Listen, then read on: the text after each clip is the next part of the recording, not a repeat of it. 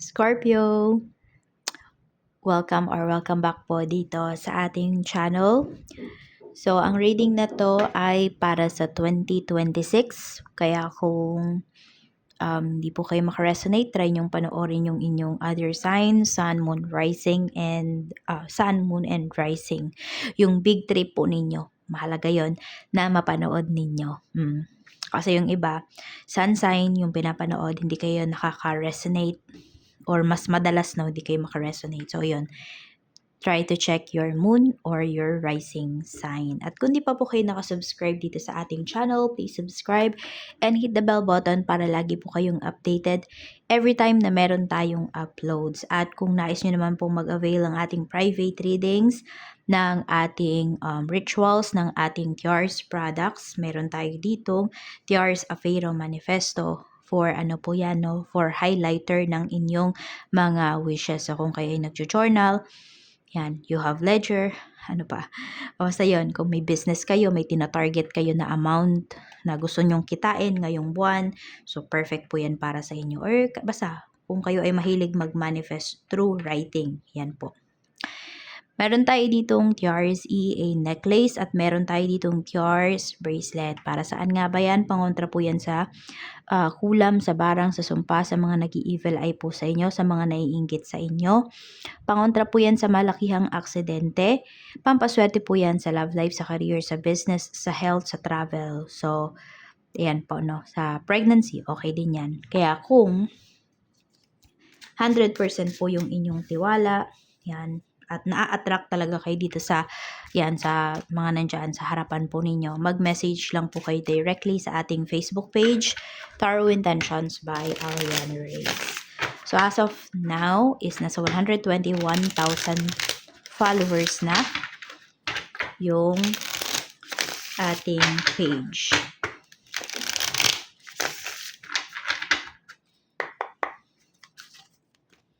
So, bago pala yan, ito yung mga na-pick up ko through my meditation. Sasabihin ko muna. So, abdominal pain. Madalas sumasakit yung tiyan nyo or basta kakaiba yung sakit niya, magpa-check up na po kayo ha kapag ganun. So, pwedeng hindi lang siya isang beses nangyari. Some of you nga parang ngayon siya nangyari tas uulit siya 3 months pa. So, alam mo yung basta hindi mo makakalimutan yung sakit. Pa-check po kayo. Baka mas malalim na yung ano niyan, problem.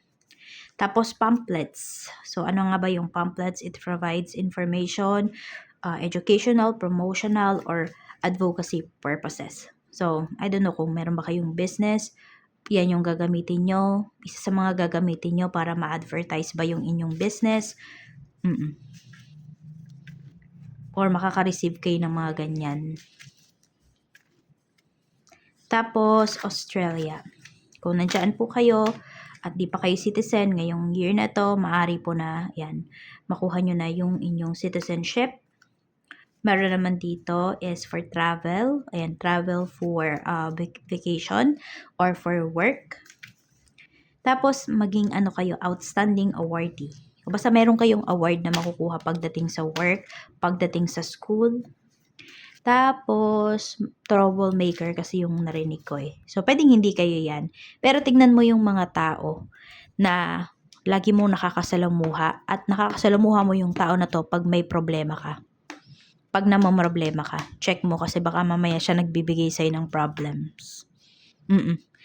Yung mga sabihin natin, yung tao na to pwedeng ano siya, psychic vampire. So yung swerte mo, masabi natin na ganyan ano, is nakukuha niya. Nakukuha niya yung good energies mo. Ang natitira lang niya yung mga negative energies or sinasalin niya sa'yo yung negative energies niya.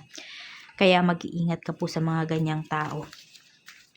Tingnan natin ano pa yung mensahe for you.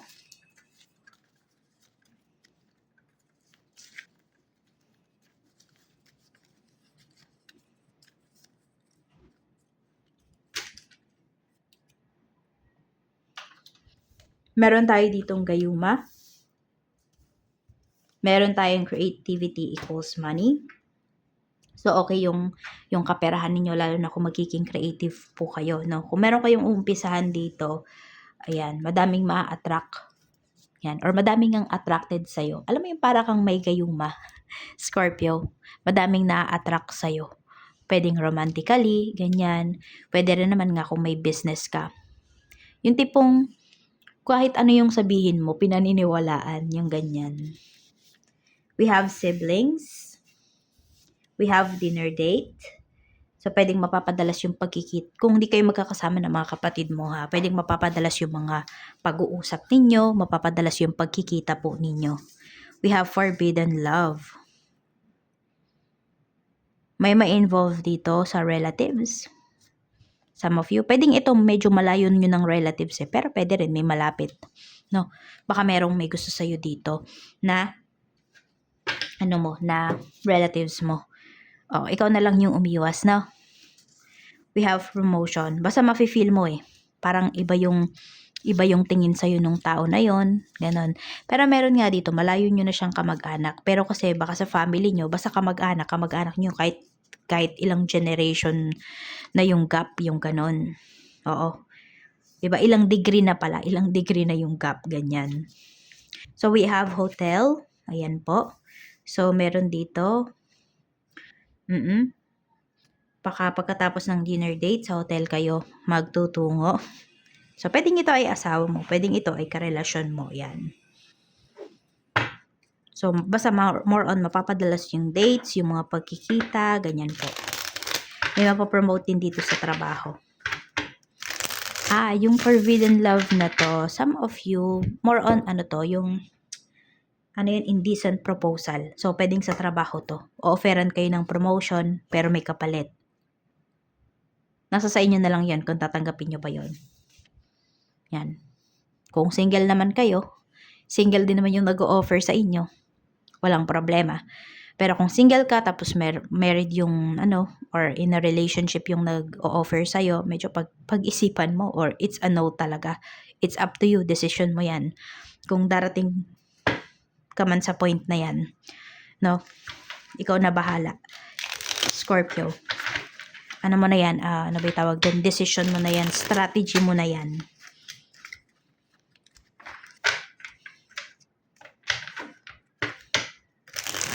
Theme ng iyong 2026. We have Wheel of Fortune. Marami talagang opportunities, maraming pagkakataon, sitwasyon aayon sa'yo. We have Queen of Cups. Sobrang magiging masaya ka, oh. Daming offer sa'yo dito. Tsaka malalakihang offer din ito. Nasa sa'yo kung ito ay i-accept mo. Ano yung mafe-feel mo?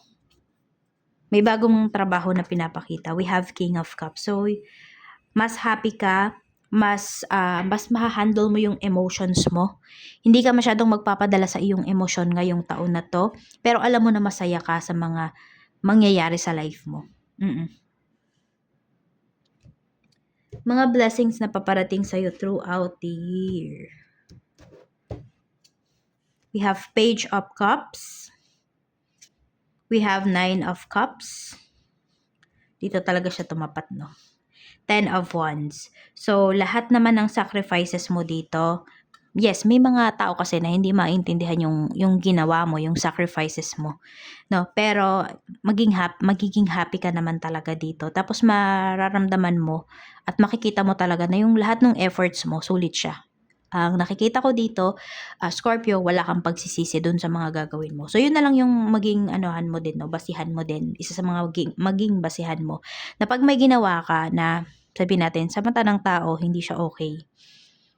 Pero, alam mo naman sa sarili mo na hindi ka naman magre-regret. So, go mo na yun, no? Sabi nga, parang need mo talaga mas maging matalino kaysa emosyon yung pagganahin mo dito. Basta yun lang, no regrets. Kasi mahirap mabuhay ng puno tayo ng regrets Basta doon tayo sa wala tayong pagsisisihan. 'Di ba? Kahit i-judge ka man ng tao, bahala sila. Basta ikaw, no regrets ka. Importante 'yon. Kesa nakinig ka sa kanila, tapos ngayon puno ka ng regrets. Yung tipong ganun. We have Queen of Swords. Meron ka ding magiging mentor dito. So may tao dito na talagang i-guide ka niya. We have the Emperor. Tapos, maayos din na relationship. Okay. Meron din po dito makikilala niyo yung twin flame niyo ngayong taon na to. Pero for some of you, yung kadil nyo, yung kasama nyo ngayon, yung asawa nyo, twin flame nyo yan. So, nababalance nyo yung isa't isa. We have 8 of Cups. Mas magiging malakas din yung loob mo. No? So, dun sa pagiging courageous mo na yan, mas marami kang mabibuild na connections, mas marami kang opportunities na, matatanggap.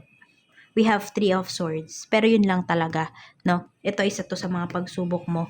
Iwas ka sa third party or iwas ka na maging third party. Either way, no? Yan po. We have 9 of Pentacles. Kasi meron din dito na energy na pinapakita. Kasi ang masisira kasi dito yung reputation mo eh. No? Yan, lalo na kung kayo yung magiging third party. So, ito naman po, yung pagsubok na to, no, is pwede nyo tong iwasan. Kaya nga to, pinapakita sa inyo eh. Hindi to para takutin kayo or what. Pinapakita to para maiwasan nyo. Para mapaghandaan po ninyo. We have King of Wands. Kung sa relationship to, merong hindi nakokontento. So, baka hindi lang to third party. Baka may fourth party pa. Buo. We have Queen of Pentacles. Ingat din po kayo. More on sa relationship pinapakita sa inyo dito din at the same time eh. Meron dito pwedeng peperahan lang po kayo. Ayan o, kaya may involved na money dito. So, isipin mo. 'Di ba? Nilagay ka na nga sa third party nung tao na to, inubos pa yung pera mo, yung tipong ganun. Kaya nga ano sabi sa'yo? Kanina, isip paganahin mo. Huwag puro emosyon. So, yan warning na yan sa ni universe. Reminder yan sa ni universe. Kaya kung malalagay ka man sa sitwasyon na to, sana maalala mo yung reading na to. Na ito pala yung sinasabi sa akin. Ito pala yung reading na yun eh. Na kailangan isip yung paganahin ko, hindi puro puso. So, more on sa relationship kayo magkakaroon ng problems ngayong year na to.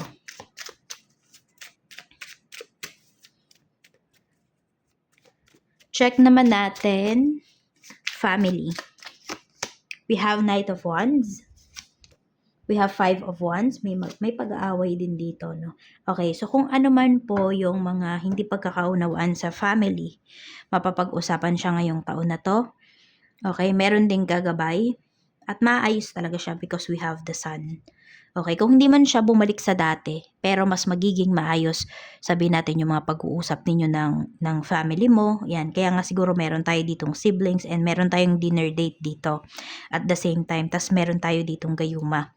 So for some of you, okay, so sabihin natin, gusto nyo talagang maayos yung ganyan, yung family, so meron po dito pwedeng ipaparitwalan ninyo yung inyong family, no? Hindi yan masama kasi para naman yan sa inyo. I mean, positive naman kasi yung ano mo eh, yung gusto mong mangyari, 'di ba? Hindi naman yung mapasama sila, kundi mas maging maayos sila. So ayan po. May happiness naman dito na paparating para sa inyo, sa inyong pamilya.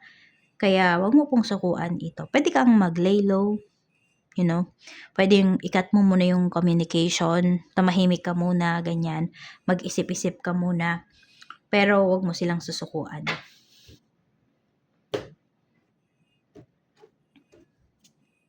Ito naman sa mga maghahanap ng trabaho ngayong taon, Page of Wands, 2 of Cups, and we have 4 of Pentacles.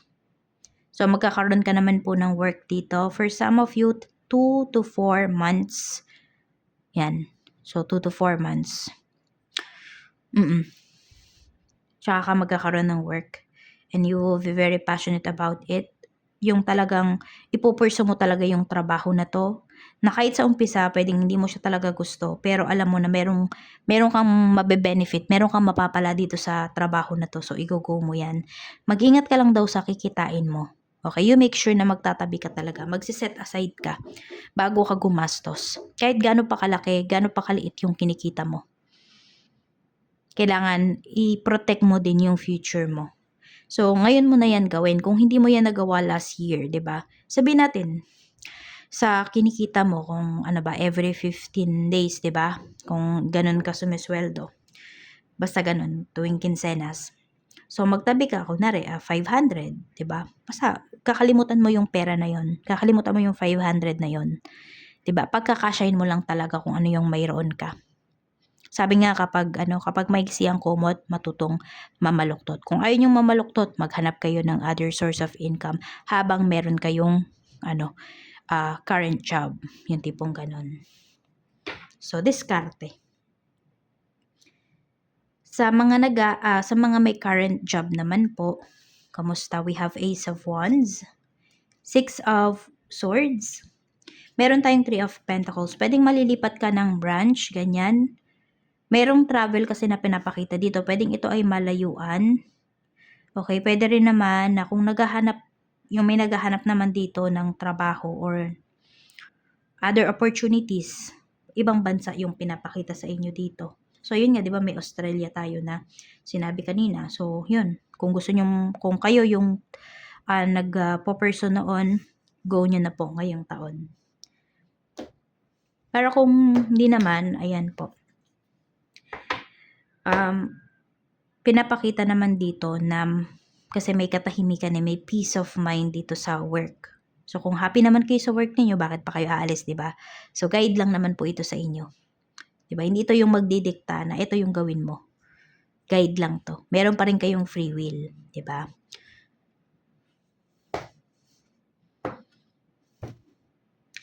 So, okay naman yung trabaho. Hindi ko masabi na magaan. Pero, mas gagaan siya. Kasi, mas makakasundo mo yung mga katrabaho mo. Sa business naman, gustong mag-start mag-business ngayong taon. We have Five of Swords, Seven of Wands. May mga warning sa inyo sa universe na wag muna kayong mag-start agad eh. Palipasin mo muna yung 5 to 7 months after 2026. So, May, June, or July ka mag-start ng business. Pero depende kasi yan sa business din na uumpisahan mo eh. May pagdadalawang isip pa kayo. Parang madami pa kayong kailangang unahin. Yung tipong ganyan. Parang pag mag-start kayo dito, hindi kayo makakapag-focus. Kaya parang masasayang lang yung pinuhunan ninyo. Pag-aralan mo muna to, siguraduhin mo na hindi ka nagdadalawang isip. Scorpio. Kung mag-start kayo ngayon or bibiglain nyo to, hindi to magiging successful. Sabi ko nga, masasayang lang yung puhunan nyo. Sa mga may current business naman po, we have Ace of Cups, we have Death card, and we have Ten of Cups. Ang saya. Alam mo yung sobrang ma-overwhelm kapag dating dito sa blessings na binibigay sa iyo dahil sa negosyo mo. Yung, 'di ba, hindi lang ikaw yung nagbe-benefit, pati yung family mo. Yan Ang ganda ng negosyo mo. Kaya alagaan mo talaga to, mahalin mo, give your best sa araw-araw. Ang ganda. Malaki yung pagbabago na mangyayari sa life ninyo. So, I don't know kung successful na ba yung business ninyo or successful, stable na yung business. Mas mararamdaman nyo yan ngayong taon. Masasabi mo na talaga na buti na lang sinimulan ko yung business na to. Or buti na lang pinagpatuloy ko yung business na to. So, yung hard work, masasabi mo hard work pays off talaga. Check naman natin sa mga nalulugi yung business. Dapat mo pa bang ipagpatuloy yan ngayong 2026? Ano ba yung mangyayari? Knight of Cups. Tuloy mo po. Ayan. Pero kung meron na kayong ibang naiisip na puntahan, no? Kasi yung iba sa inyo meron na daw eh.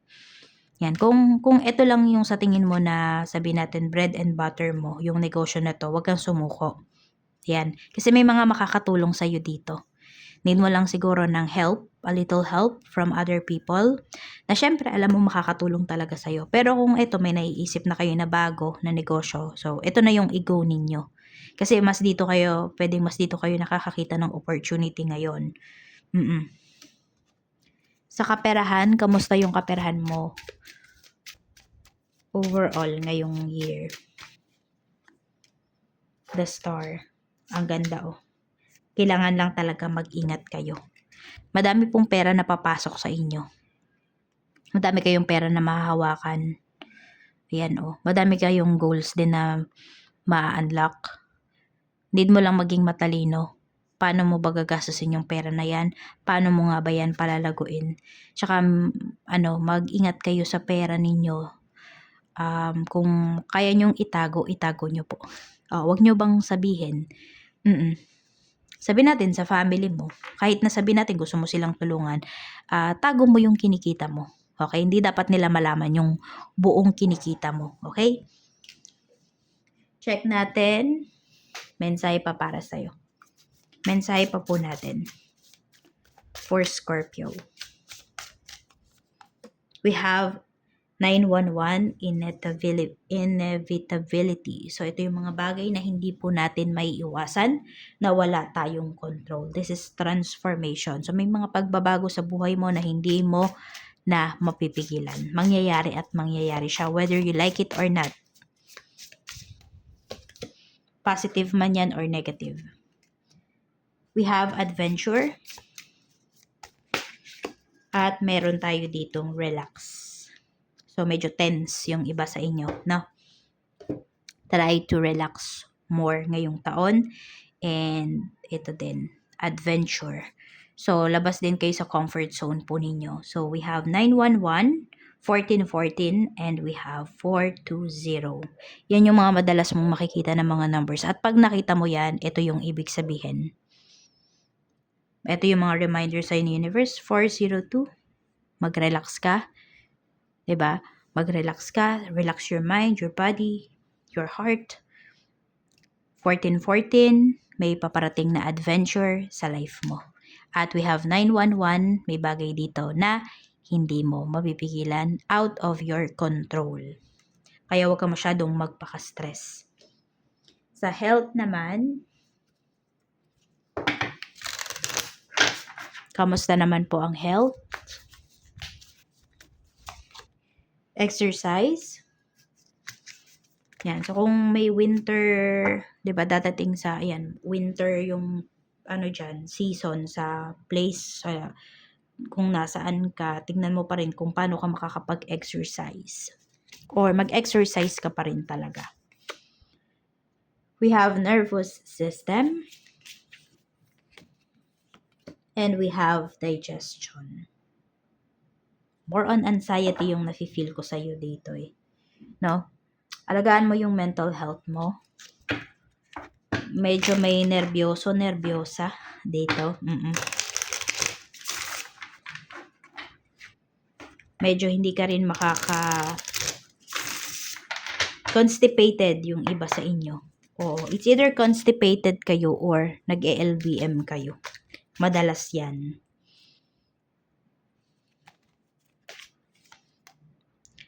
This is a short-term solution.